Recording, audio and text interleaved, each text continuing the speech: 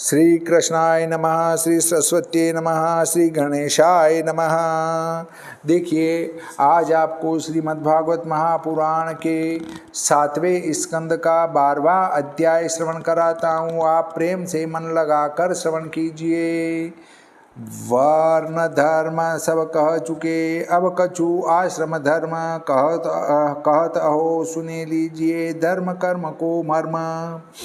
नारद जी बोले कि ब्रह्मचारी गुरु को के कुल में जितेंद्रिय बनकर वास करे और गुरु का हित आचरण करता रहे, दास की नाई नीच बना रहे, गुरु में अत्यंत दृढ़ता से प्रेम करे। सायंकाल और प्रातः काल गुरु, अग्नि, सूर्य और सब देवताओं की उपासना करे। सांझ सवेरे वाणी को जीत सावधानी के साथ गायत्री मंत्र का जप करे। जब गुरु पढ़ने को बुलाए तब वेद पढ़े और पाठ के प्रारंभ में और अंत में जब उठे तब गुरु के चरणारविंद को सिर से वंदन करे। इस एक दृष्टांत आता है। एक कहार किसी ताल के किनारे मछली पकड़ रहा था। मार्ग की ओर देखा तो कोई राजा चतुरंगिणी सेना लिए धूमधाम से चला आता है। आगे आगे बंदी लोग यशगान कर रहे थे। कड़ खेत राजा की वीरता बखान रहे थे। कहार ने अपने मन में विचार किया कि जो मैं मछली मारता रहा तो अवश्य राजा मुझको दंड देगा, और जो प्राणों का भी गाहक हो जाए तो कुछ आश्चर्य नहीं। और सेना निकट आ गई, अब यहाँ से भाग भी नहीं सकते। तब यह सोचा कि इस समय साधु का वेश बनाने से पीछा छूटता है। झटपट ताल से मिट्टी निकाल उसी का माथे पर तिलक लगा और एक चित्ता में से राख लेकर शरीर में मल ली और आसन मार ताल के किनारे पर मौन साध कर बैठ गया। इतने में कटक भी निकट आ पहुंचा। राजा ने साधु समझकर उसको दंडवत प्रणाम किया और बहुत सा धन दिया। सिपाहियों से भी जो कुछ बन सका वह चढ़ाया। थोड़ी देर में रुपयों का एक ढेर लग गया। उस समय जाति वर्ण को किसी ने नहीं पूछा। लोग सत्य कहते, जाति पाति बुझत नहीं कोई, हरि को भजे सो हरि का होई। शास्त्र की आज्ञा अनुसार मेखला, मृगछाला, जटा, वस्त्र, दंड और कमंडलू धारण करे। कुशा हाथ में ले यज्ञोपवीत धारण करे। सायंकाल और प्रातःकाल भिक्षा मांग कर लाए। वह सब पदार्थ गुरु की भेंट करे और जो गुरु आज्ञा दे तो उस भिक्षा के अन्न को भोजन करे, और जो गुरु आज्ञा न करे तो उपवास करे। शील स्वभाव रखे, थोड़ा भोजन करे, सावधान रहे, श्रद्धा रखे, जितेंद्रिय रहे। स्त्रियों में और स्त्री संग करने वाले पुरुषों से जितना प्रयोजन हो उतना ही रखे, अधिक व्यवहार न रखे। स्त्रियों के मुख से कथा न सुने। ये जो जितनी भी कथा कर रही हैं, भागवत जी कर रही हैं, भागवत जी में ही ऐसा लिखा है कि स्त्रियों के मुख से कथा न सुने। ये 7वें स्कंद का 12वां अध्याय का आपको मैंने जो है श्लोक नंबर 7वां बताया।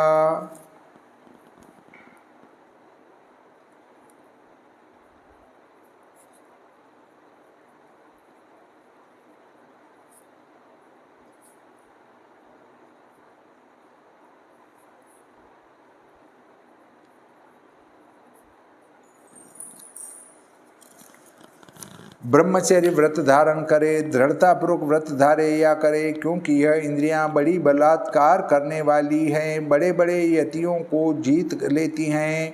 जो गुरु की स्त्री तरुण हो तो उससे बाल बहुत मल मल कर न धुलाए, उबटन अंग में न लगवाए, बहुत मल मल कर स्नान न करवाए, नेत्रों में अंजनादिक न लगवाए। निश्चय है कि स्त्री अग्नि रूप है और पुरुष घी के कुंभ के समान है। इससे एकांत में अपनी पुत्री के साथ भी नहीं बैठे, केवल प्रयोजन मात्र की बात करे। अपने आत्मा का जब तक आभास कल्पना न करे तब तक भगवान इसका द्वैत भाव और मिथ्या भाव दूर नहीं नहीं कर सकते। और जब तक द्वैत भाव दूर नहीं होता तब तक विषय वासना की ओर मन चलायमान हो जाए तो संदेह नहीं। इसलिए महात्मा पुरुषों का वचन है कि जहाँ तक हो सके स्त्रियों से अलग ही रहना अच्छा है।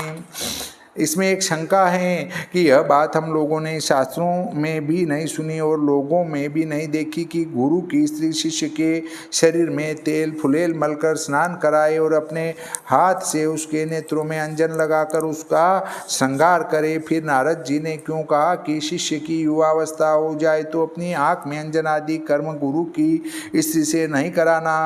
उत्तर: जब नारद और युधिष्ठिर जी का संवाद हुआ उस समय से थोड़े ही दिन पीछे भूमि पर कलयुग का प्रवेश होने वाला था। नारद जी ने इस बात को जानकर यह बात राजा युधिष्ठिर से कही थी कि अब जो आगे को कलयुग में मनुष्य जन्मेंगे उन मनुष्यों को सिखाने के लिए, क्योंकि कलयुग में ज्ञान रहना बहुत कठिन है।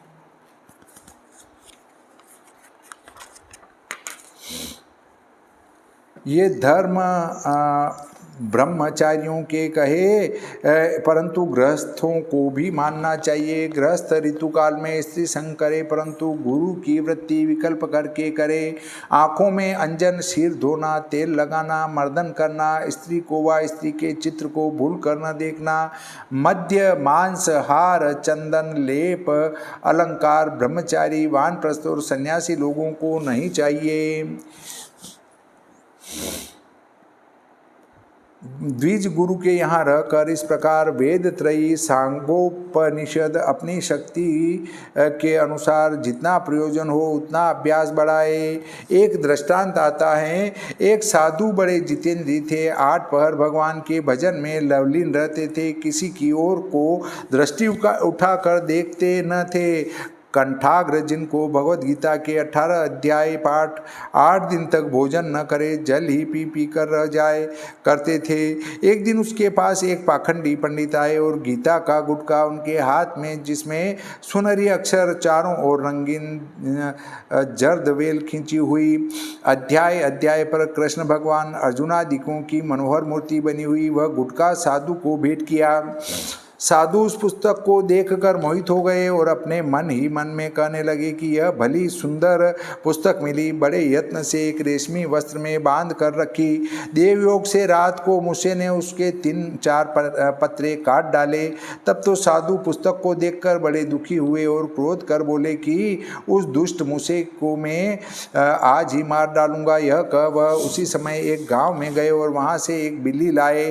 तब तो मूसे का निकलना बंद हो गया, परंतु बिल्ली भूख की मारी म्याऊं म्याऊं करने लगी। साधु ने कहा यह बड़ी भारी हत्या लगी, पाठ के रहे न पूजन के। उसके लिए गांव में नित्य जाते और दूध लाते, कभी मिलता कभी न मिलता। हार कर साधु ने एक गाय पाली, तब तो दूध की मानो एक नदी घर में बहने लगी।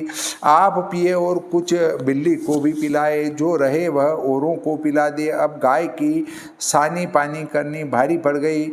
वहाँ गांव में एक गोप की कन्या बाल्यावस्था की रांड रहा करती थी। बाबा जी ने उससे कहा हमारी गाय की भी सानी पानी तू कर जाया कर और गोबर पात जाया कर, दूध तुझको दे दिया करेंगे। जब वह नवयौवना चंद्रमुखी कोकिल कंठी गजगामिनी बाबा जी के पास आने लगी, तब तो बाबा जी कामांध हो गए। उधर वह बाला मदांध थी ही घर जाना भी बंद कर दिया। निदान उस स्त्री को आधान रहा। कुछ दिन पीछे उसके एक संतान पैदा हुई। तब तो बाबा जी को ज्ञान हुआ और कहने लगे देखो स्त्री का संग भूलकर न करना। थोड़े विनोद में एक साधु के 2 साधु हो गए। जो अधिक समर्थ हो तो गुरु को दक्षिणा देकर फिर गुरु से आज्ञा लेकर इच्छानुसार घर में रहे, अथवा वन में व संन्यास लेकर व नैष्ठिक ब्रह्मचर्य धारण करके गुरु के स्थान पर वास करे।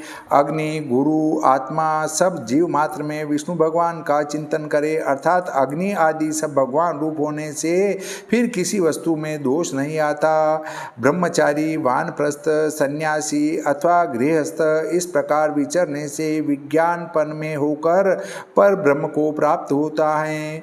अब मुनियों के सम्मत वानप्रस्थ के धर्म कहते हैं। इस संसार में जिस वानप्रस्थ धर्म में स्थित होने से ऋषि लोगों की गति के बिना प्रयास प्राप्त हो जाते हैं। जोतने बोने से जो अन्न उत्पन्न हो उस अन्न को न खाना और जो बिना समय का फल अथवा अन्न हो उसको खाना भी वर्जित है। जो फल व अन्न आप से उत्पन्न हो अथवा सूर्य की किरणों के तेज से पके उसको खाए। वन में उत्पन्न हुए निवार आदि पदार्थों से शास्त्र ने जिस समय में यज्ञादिक करने को कहा है उस समय में चरु व पुरोडास काल प्रेरित त्याग करे और नवीन नवीन अन्नादि प्राप्त हो तो पुरानी वस्तु का परित्याग कर दे। अग्नि की रक्षा के लिए पर्णशाला में रहे व पर्वत की कंदरा में वास करे। हिम वायु अग्नि वर्षा और ग्रीष्म यह सब आप सहे। बाल रोम नख दाढ़ी मूछ जटा कमंडलू मृग चर्म दंड छाल के वस्त्र अग्नि और अग्निहोत्र की सामग्री यह सब रखे। इस प्रकार वन में 12 व 8 वार 4 व 2 अथवा 1 वर्ष तक रहे, जिससे तप के कष्ट से बुद्धि का विनाश न हो जाए। इतना विचार कर वह पक्ष धारण करे जिससे ज्ञान शीघ्र हो जाए। जब शरीर वृद्ध हो जाए और व्याधि के आ जाने से क्रियाकर्म का सामर्थ्य न रहे और वेद विद्या में भी असमर्थ हो जाए तब अनशनादि वृत्ति धारण करे। फिर अहंकार ममता को त्याग कर आत्मा में अग्नि को धारण कर उनके कारणों में रखे। जो जो उनके योग्य स्थान है वहाँ वहाँ अग्नि को लगाए। उत्पत्ति के अनुसार शरीर के छिद्रों को आकाश में, श्वास को वायु में, गर्मी को तेज में, रुधिर श्लेष्म थूक पीपा आदि को जल में, अस्थि आदि जो विकार पृथ्वी से उत्पन्न हुए हैं उनको पृथ्वी में लीन करे। वाणी और उनके कर्म कारक वक्त्रता सहित को अग्नि में लीन करे। कर और शिल्पता सहित उनके कर्म रूप को इंद्र में, गति सहित पद और उनके कर्म रूप को विष्णु में, रति उपस्थ और उनके कर्म रूप को प्रजापति में लीन करे। गुह्य द्वार और उसके कर्म रूप मलोत्सर्ग को मृत्यु में, नाद सहित श्रोत्र इंद्रिय दिशाओं में, स्पर्श सहित त्वचा को वायु में लीन करे। चक्षु सहित रूप को ज्योति में, वरुण सहित जीवा को जल में और नाक अश्विनी कुमारों सहित पृथ्वी में लीन करे। मनोरथ सहित मन को चंद्रमा में, ज्ञान से बुद्धि को ब्रह्मा में, अहंकार और उसके कर्मों को जिससे अहंकार ममता पूर्वक क्रिया होती हैं उनको रुद्र में, अध्यात्म ज्ञान सहित क्षेत्रज्ञ गुणों से वैकारिक देवताओं को पर ब्रह्म में लीन करे। पृथ्वी को जल में, जल को अग्नि में, अग्नि को वायु में, वायु को आकाश में, आकाश को अहंकार में, अहंकार को महत तत्व में, महत तत्व को माया में, माया को पर ब्रह्म में लीन करे। इस प्रकार अक्षरता करके आत्मा का जो चिन्ह मात्र शेष रहे उसको अद्वितीय ब्रह्म समझकर विराम करे। जैसे सब काष्ठ को जलाकर अग्नि अपने स्वरूप में लय हो जाती हैं वैसे ही अग्नि के समान अपने आप विराम को प्राप्त होना चाहिए। श्रीमद्भागवते महापुराणे सप्तम स्कंदे भाषाटिकायाम आश्रम धर्म वर्णनम नाम 12वाध्याय। श्री सरस्वती मैया की जय, श्री गणपति जी महाराज की जय, श्री कृष्णचंद्र भगवान की जय, श्री रामचंद्र भगवान की जय, बजरंग बली की जय।